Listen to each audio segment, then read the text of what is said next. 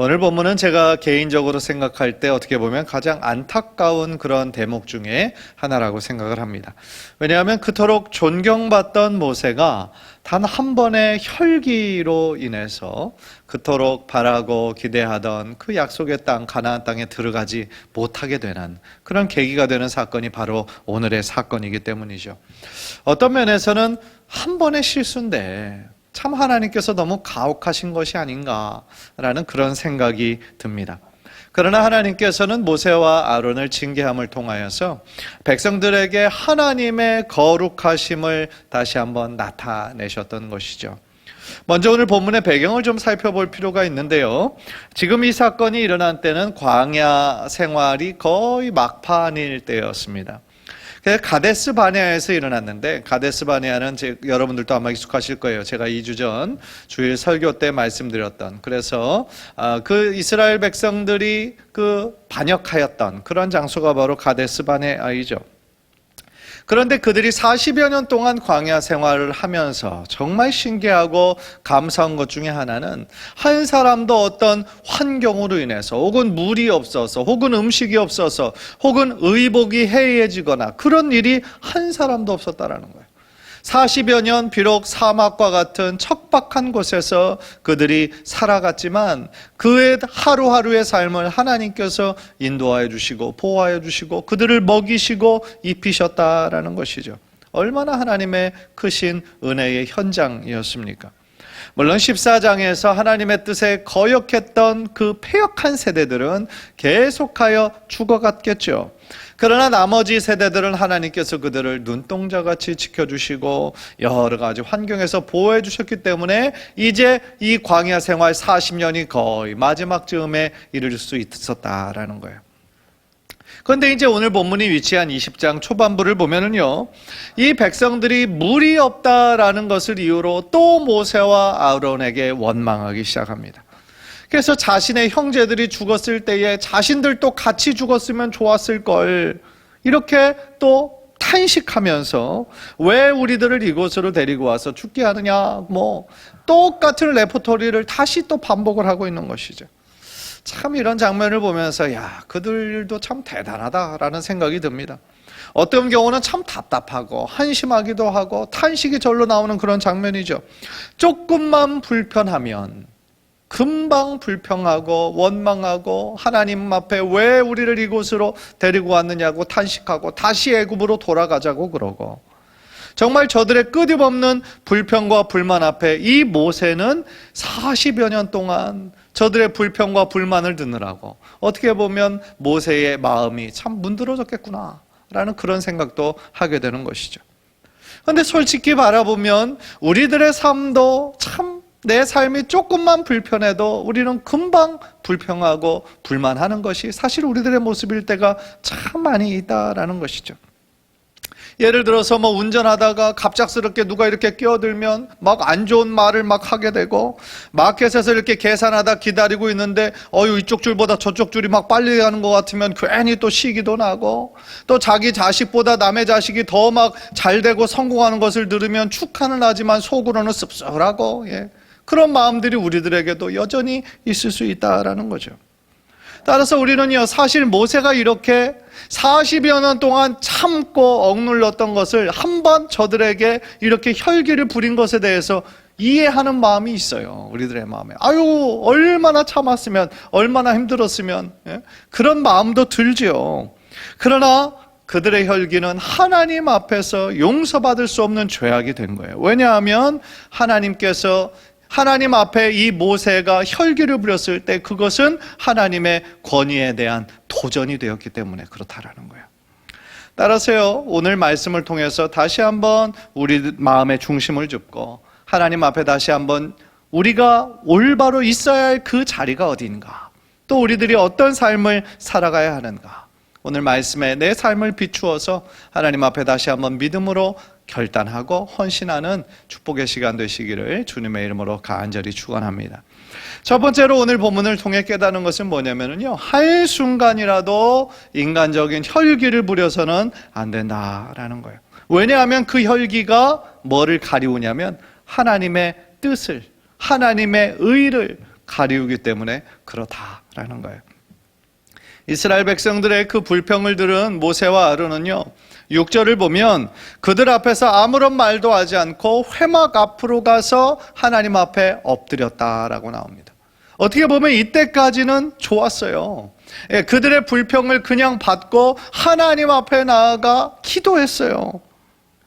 그래서 그들 앞에서 이 노를 바라지 않고 하나님 앞에 나와 기도하며 하나님의 지혜를 구하는 태도는 참 본받을 만하죠. 그래서 그들이 하나님 앞에 나와서 기도할 때 하나님께서 그들에게 이런 명령을 내리세요. 그것이 바로 8절입니다. 8절. 지팡이를 가지고 내 형 아론과 함께 회중을 모으고 그들의 목전에서 너희는 반석에게 명령하여 물을 내라 하라. 네가 그 반석이 물을 내게 하여 회중과 그들의 짐승에게 마시게 할지니라. 이 말씀을 보면은요, 하나님의 명확한 지시가 어떤 것이었는지 우리들에게 가르쳐 주세요. 즉 지팡이를 가지고, 지팡이를 가지고 있는 것은 맞아요. 그런데 그들의 목적에서 어떻게 하라고 말씀하시냐면 반석에게 명령하여 물을 내라, 이렇게 말씀하셨어요. 특이한 점은요, 이 구절에서 하나님께서는 이스라엘 백성에게 노를 바라지 않으셨어요. 진노하지 않으셨어요. 하나님께서는 지금 목말라 하는 자들에게 물을 내게 하심으로써 그들과 또한 그들이 가지고 있는 짐승에게 먹이시는 하나님의 자비롭고 인애로운 모습이 이 가운데 나타나고 있죠. 그런데 모세는요, 하나님께서 분명히 이렇게 명백하게 말씀하셨음에도 불구하고 그렇게 따르지 않았어요. 10절, 11절 다시 한번 보세요. 모세와 아론이 회중을 그 반석 앞에 모으고 모세가 그들에게 이르되 반역한 너희여 들으라. 우리가 너희를 위하여 이 반석에서 물을 내리라 하고 모세가 그의 손을 들어 그의 지팡이로 반석을 2번 치니 물이 많이 솟아나오므로 회중과 그들의 짐승이 마시니라 그랬어요. 여러분들이 이 구절에서 모세의 그 분노한 마음이 좀 느껴지십니까? 반역한 너희여 들으라. 그죠? 여기에 그 모세의 어떤 분노가 지금 그 안에 있는 것이죠. 그러면서 그의 손을 들어 지팡이로 반석을 몇 번 쳤어요? 2번 쳤습니다. 여러분, 무엇이 가장 큰 잘못임을 아시겠어요? 하나님께서는 모세와 아론에게 어떻게 하라고 그러셨습니까? 지팡이를 물론 가지고 하라고 하셨지만 반석에게 물이 나오도록 명령만 하라고 그러셨지 그 반석을 2번 치라고 하지 않으셨어요. 그런데 모세는 분노하면서 마치 자신이 물을 내는 능력이 있는 것처럼 반석을 2번이나 친 것이죠. 지팡이는 그 자체의 능력이 있는 것이 아니에요. 그죠? 지팡이는 하나님의 임재와 능력의 상징인 것이죠. 그래서 하나님은 모세에게 그 지팡이를 들고 반석에게 명하신 거예요.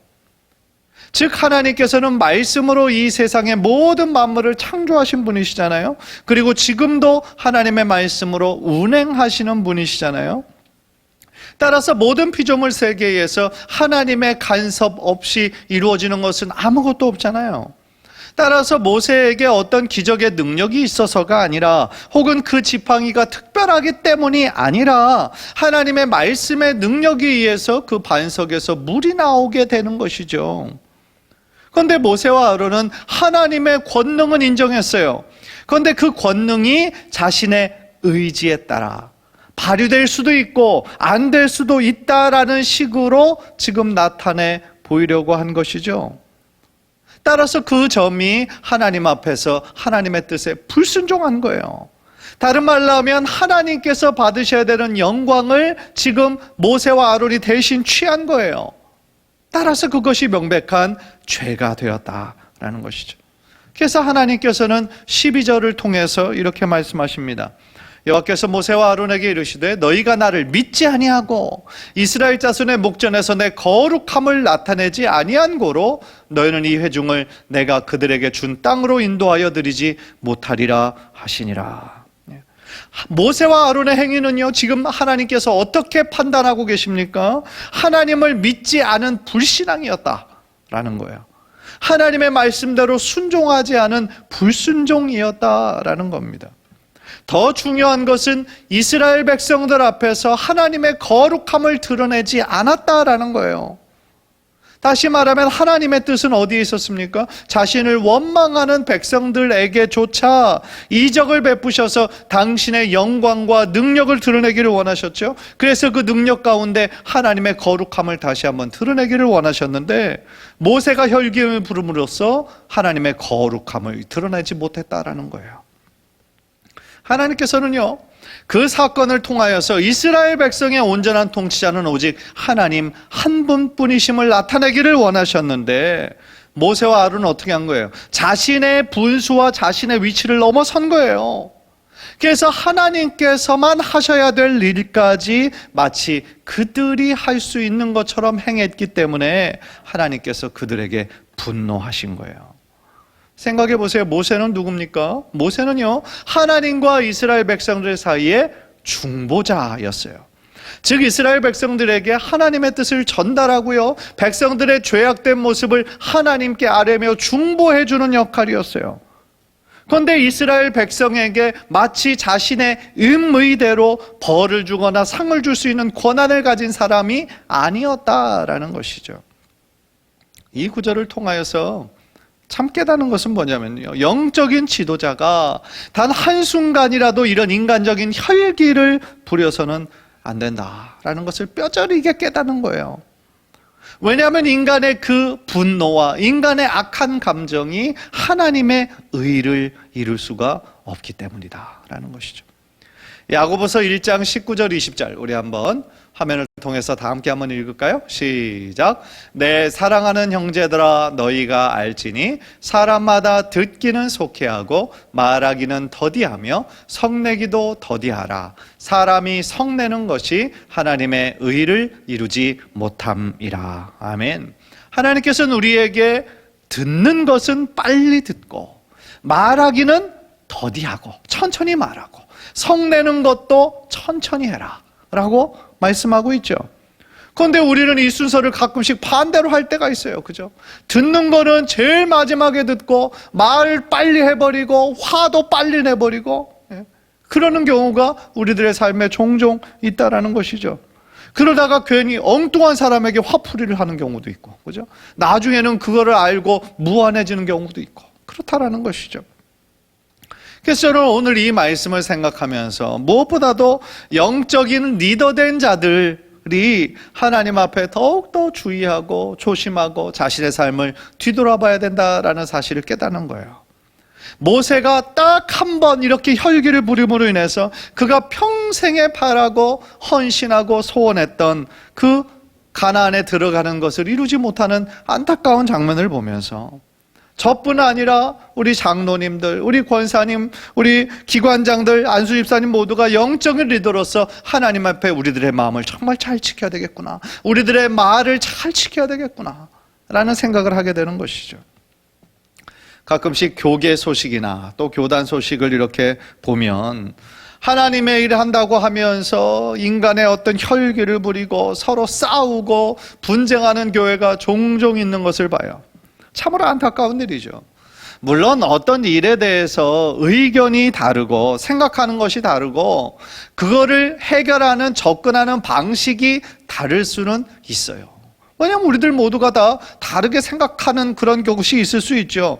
그러니까 그것은 조금 다르게 접근하고 다르게 생각하는 것은 잘못된 게 아니에요.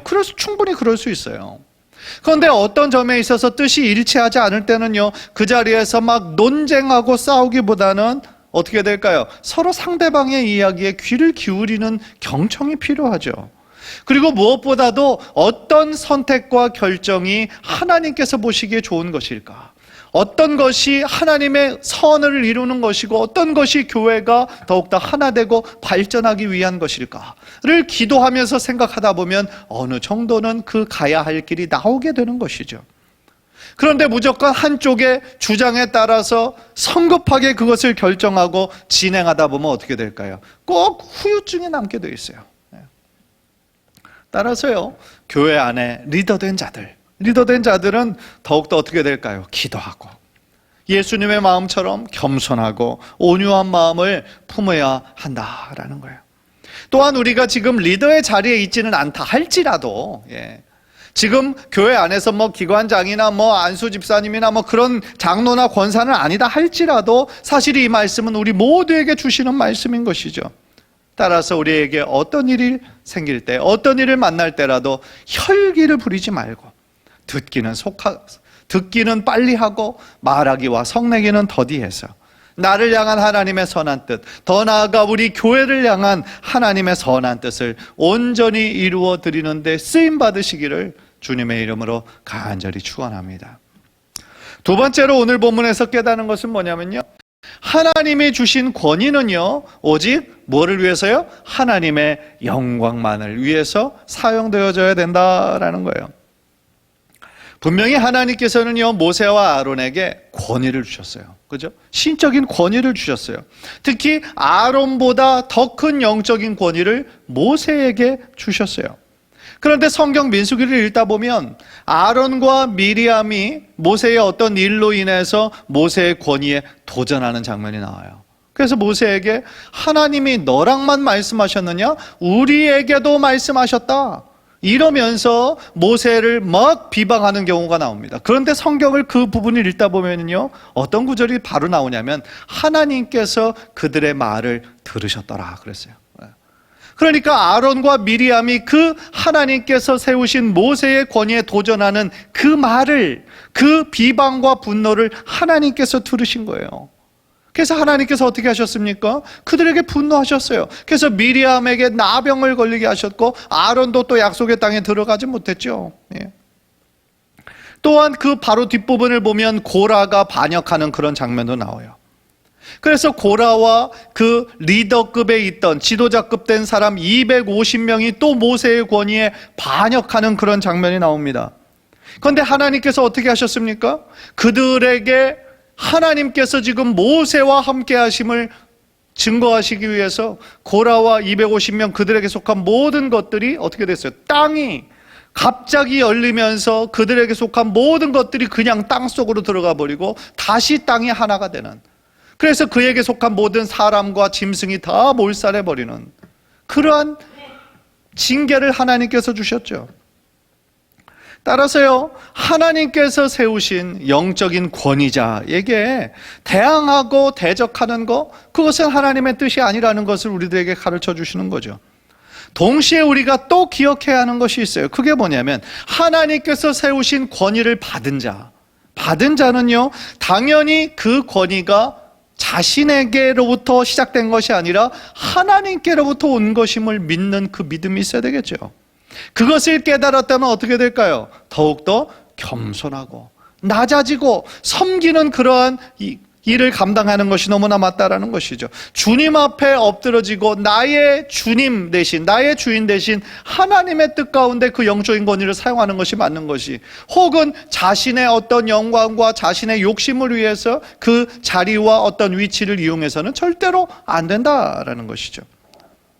그런데 어떤 목회자들 중에서 아주 극소수의 사람들은 마치 자신이 어떤 신적인 권위가 있는 것처럼 성도들에게 드러내놓고 자신은 어떤 특별한 존재라는 어떤 식의 말투와 거만한 태도를 보이는 사람들이 아주 가끔씩 있어요. 그런데 그런 모습들을 보면 참 불편하죠. 불편하고 안타깝습니다. 자신이 목회하는 교회가 사람들이 많이 모인다라고 해서 마치 자신이 대기업의 회장인 것처럼 행세하는 사람들도 있죠.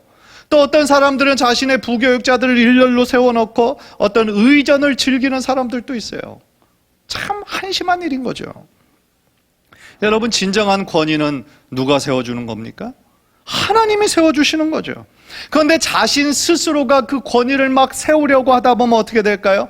그때부터 넘어지기 시작하는 거죠. 그때부터 변질되기 시작하는 거죠. 더 안타까운 사실은 입으로는 하나님의 뜻이라 말하면서도 사실은 자신의 욕심과 욕망을 이루기 위해서 하는 사람들도 있다는 거예요. 그래서 천문학적인 돈을 들여 화려한 교회를 짓고 마치 자신의 왕국인 것처럼 다른 사람들 앞에서 의시되고 행하는 그런 사람들, 과연 그 모습을 하나님께서 기뻐하실까? 저는 아니라고 생각해요. 사람이 변질되는 것은 순간이죠. 돈을 좋아하고 권력을 좋아하고 명예를 좋아하는 거, 사실은 우리들 모두에게 크고 작은 차이만 있다 뿐이지 다 있는 거예요. 본능과 같은 숨겨진 욕망 같은 것이죠. 어떻게 보면 목회자들은 그 욕망에서 가장 멀어야 될 것 같은데, 반대로 목회자들이 너무나 가까이에 있는 사람들을 보면 참 기도가 절로 나오는 것이죠. 그런 면에서 저는 우리 성도님들이 더욱더 지혜롭고 분별력 있는 성도님들이 되셨으면 좋겠어요. 왜냐하면요, 목사의 뜻이 다 하나님의 뜻이 아니에요. 참 어떻게 보면 예민한 이야기지만, 목사도 흠이 있고 목사도 실수가 있기에 자신의 뜻을 교묘하게 포장해서 하나님의 뜻이라고 우기는 경우도 있을 수 있다라는 것이죠. 따라서 저는 우리 성도님들이 하나님의 그 진리의 말씀 앞에 더욱더 우뚝 서야 될 줄 믿습니다. 더욱더 하나님의 말씀을 부지런히 읽고 묵상하고 또 공부하고, 무엇이 정말 이 어두워져가는 세상 가운데 참 진리인지 여러분들 스스로가 그 하나님 앞에 그 진리를 붙잡고 우리가 나아갈 때에 하나님께서는 여러분들 한 사람 한 사람에게 영적인 지혜와 분별력을 허락하시게 될 줄 믿습니다. 네. 사랑하는 성도 여러분, 모세같이 위대한 사람도 한 번의 그 혈기로 어느 순간의 혈기와 노를 참지 못해서 하나님의 영광을 가리웠고 하나님의 의를 이루지 못했어요. 결과적으로 그 한 번의 혈기로 인해 그렇도록 기다리고 소원하던 약속의 땅에 들어가지 못했어요.